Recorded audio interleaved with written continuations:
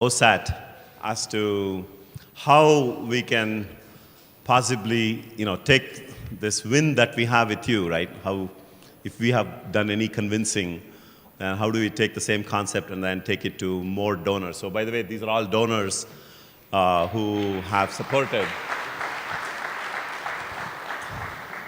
so many of these causes. So let me first go with the corporate donors. And I'll throw a couple of questions to you, and then, any of you feel like picking it up, just do that. So as a corporate, right, now we have this whole concept of CSR, corporate social responsibility. So this is a concept that has been initiated many years ago, and it seems like that is paying off, where 2% of the profits that the company makes has to be spent back on various social causes. Am I right? It's basically what it is.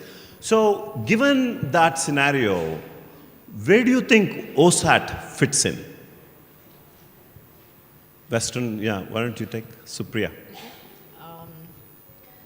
Even before that, Jagdish, I'm sure it fits in beautifully, because the government is looking at, and there are certain criteria. There are 3 criteria. I don't think I'll remember the numbers, but it's either a revenue or profit or whatever that is. But there is a substantial portion that the company, while making profit or hitting a certain revenue, can keep aside and therefore go ahead and contribute. I guess where all of this fits in, first, let's say community relations or partnering with any NGO. Where that fits in is now you have a capital that is guided by government, and therefore that can be kept aside. There isn't a corporate that's going to come back and say, did you eat into your profit? Did we not meet any income or any stuff like that? So I guess that's a kitty available to you to do good work. I see. I think that in itself solves part of the problem, that we have the money. Where OSAT or any other foundation, and more is this kitty typically done through employee contribution that companies will be matching, or the companies themselves will be contributing? This is part of your balance sheet, part of your P&L, that this money is there for you, kept aside. Okay. And therefore, there is a governance. It's part of the Companies Act. That's an addendum to that. And therefore, there's a governance mechanism that the establishments will make sure that that money has been judiciously used, yes or no. Now, I know there are companies who would probably not have mechanisms to partner, and therefore probably write a check to PM, relief fund. That's one way of doing it, and therefore that's a channel used for other, good work to happen. But I'm sure there are a lot of companies that are more aware, that are more, have reached out to partners as OSAT, and therefore there's a contribution that can be made, and it has to be in line with your causes then as to what your foundation work is all about. Bala?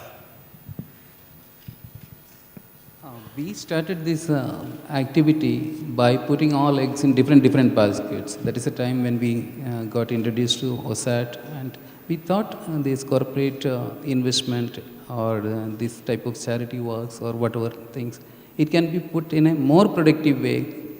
We thought OSAT will be the ideal. We started contributing, and cumulatively we were starting doing it corporate-wise.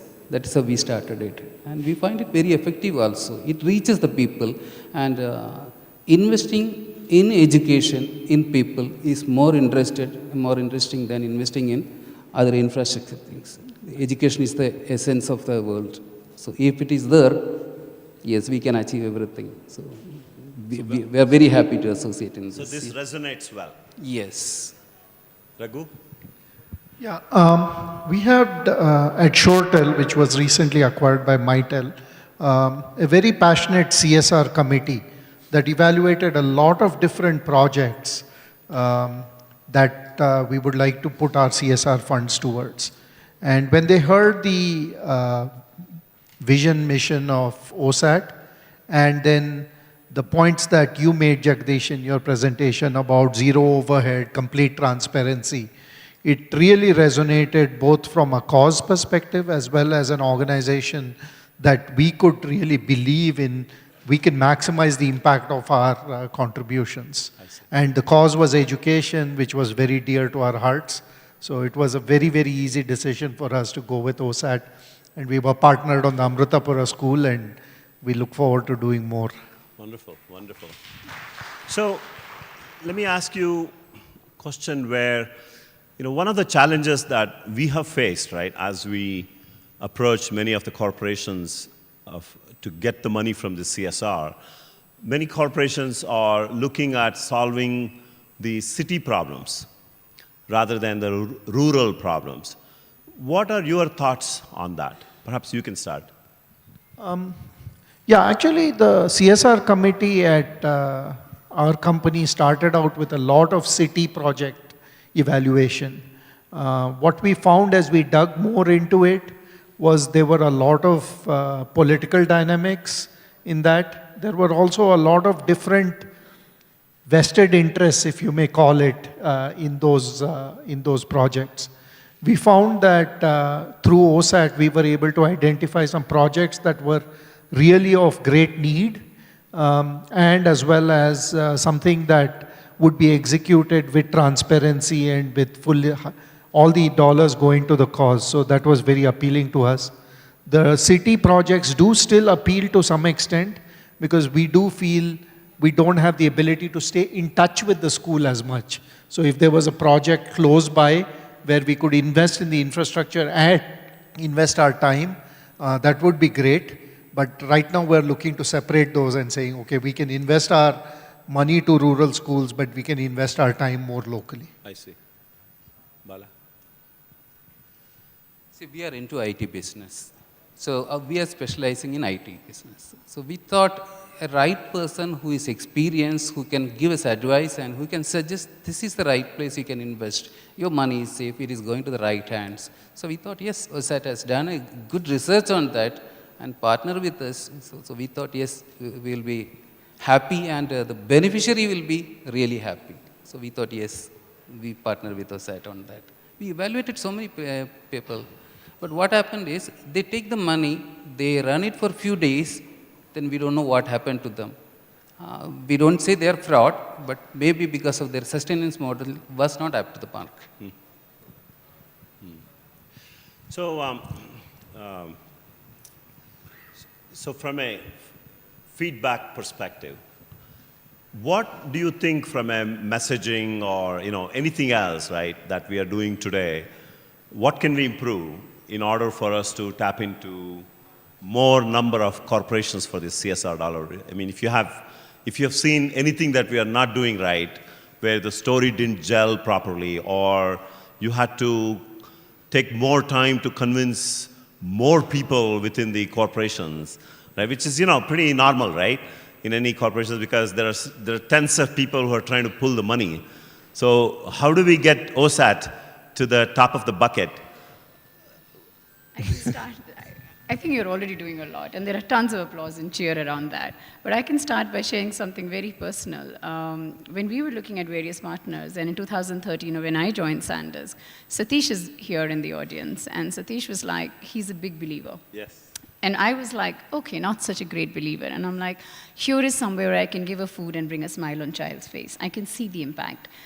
Infrastructure wasn't maybe a great sounding thing, but however, over the years, it's like the proof of the pudding is in eating. I think when you look at the contribution you're making, we say food, shelter, clothing are important. However, how is the food, shelter, and clothing come to any individual when they don't have a job? How is job going to come when there isn't an education? So I guess the foundation is that. And how is an education going to come when there isn't a chair or a table or something to sit on? So I guess it's just understanding that, getting deep into it, that the message comes. But at the end of the day, I don't think OSAT is about infrastructure. I think OSAT is about creating future, shaping future, giving livelihood to someone. I think it's about that. So maybe infrastructure is a little bit of a logistics and a kind of sounding word to me, but Satish did an outstanding job, and every volunteer. Today, we wouldn't miss an opportunity to contribute and come forward and spend our time and effort and money with OSAT. This is excellent, excellent, excellent. Did you guys take a note of it? Yeah? Raghu? Yeah, I'd like to add one point. The OSAT decision was a very easy one at ShoreTel. I mean, everybody who heard the presentation immediately, the idea was very appealing. The operational model of the organization was very appealing. But some of the other people in the community with whom I've tried to share it have said things like, well, isn't this the government's job? Aren't they supposed to do this? Are we enabling the government to redirect funds to something else by taking on these projects? Things like that. So some of the points you said about what is the real actual money available through the government, and if there is a way for OSAT to tap into those funds, that I think will make the case even stronger, because there may be some skepticism that this is, corporates or other donors helping government funds to be utilized, which are meant for this, to be utilized somewhere else. Anything you want to add? Yeah, I want to say something. I was talking to Satish in the morning. So he was telling the best way we thought is bring people, they will bring everything. So it's a good forum that we have, allied people and like-minded people. They will bring people, they will make it happen, make it successful. Wonderful. All the best. So we need to create more Satishas. Satish, we have to replicate you. Yeah, so really appreciate your feedback, and I think it's very, very interesting. So let me just jump to the individual donor. I don't know how many of you know of Raghu, and I'm pretty sure the company that he founded, every one of us would have used. How many of you have used Taxi for sure? Yep. You're seeing the person who founded Taxi for sure.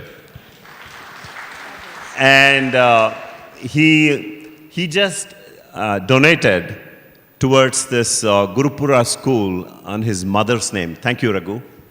Thank you.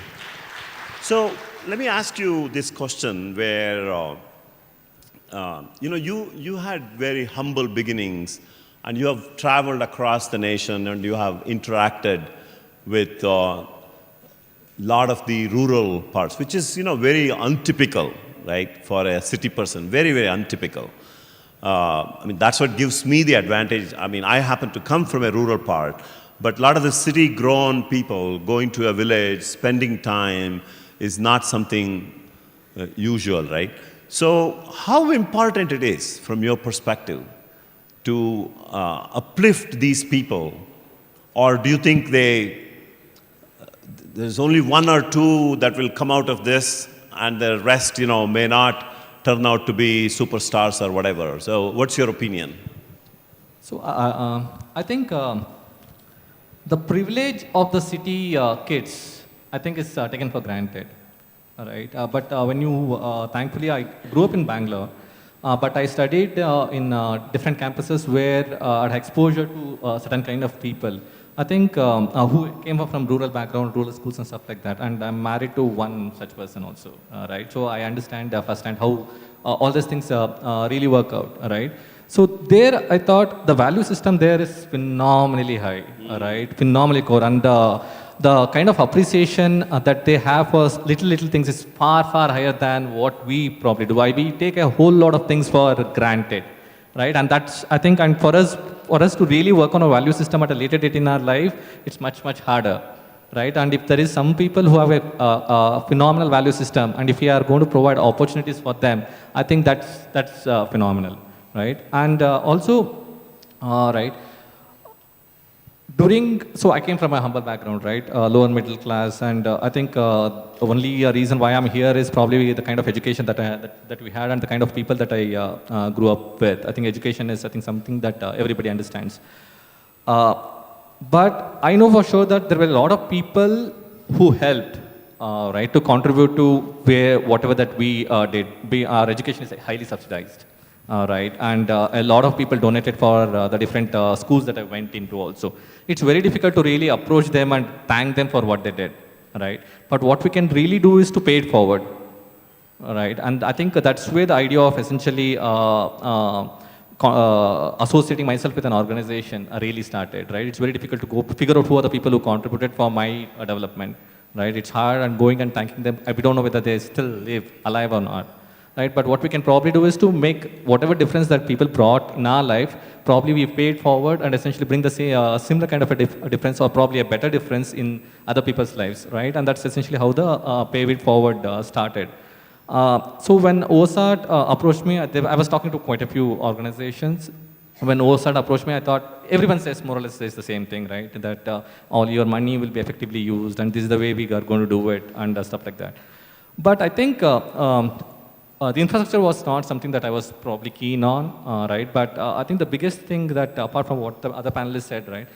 If we essentially invest in a school infrastructure, right? And Wadi was mentioning this a couple of days back, that the school essentially becomes a fulcrum of activity for the entire village.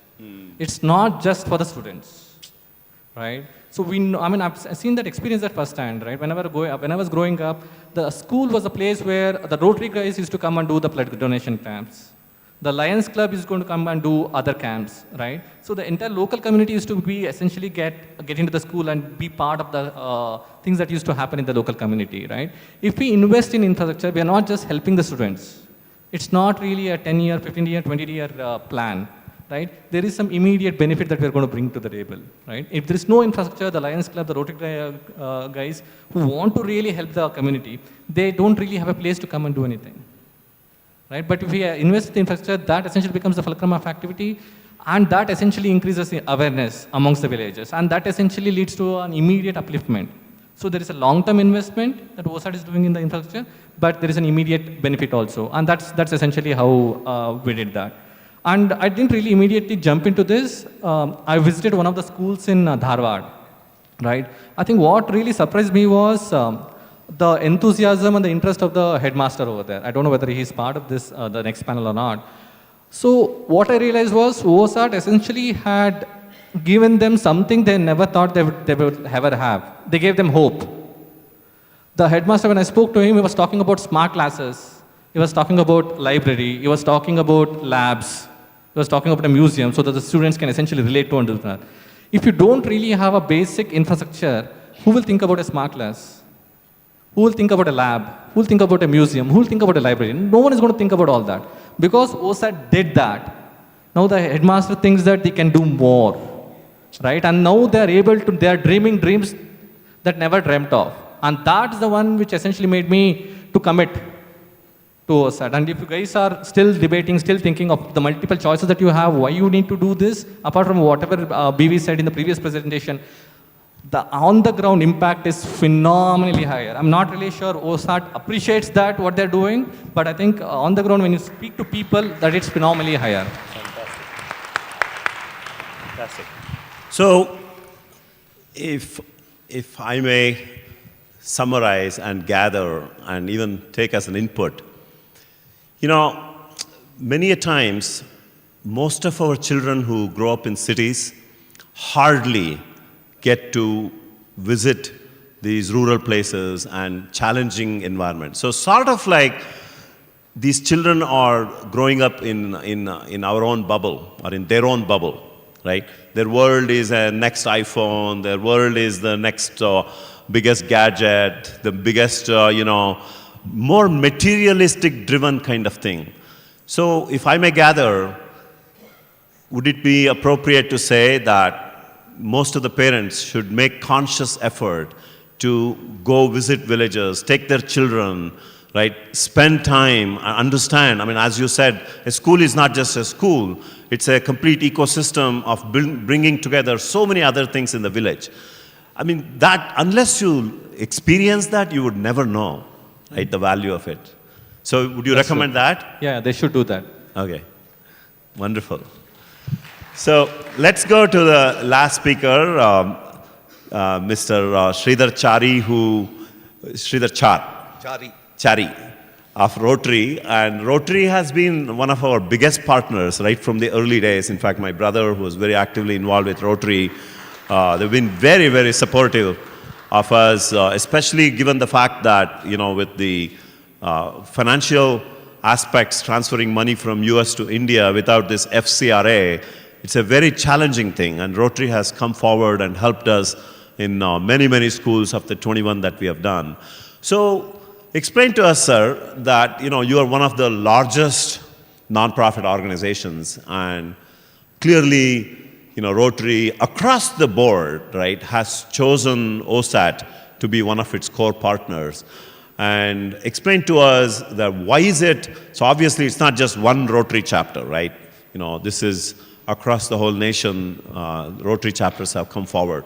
So that shows a value system, right, that exists in the Rotary organization and how that ties up with the OSAAT. So please share with us your views. Thank you. Good evening.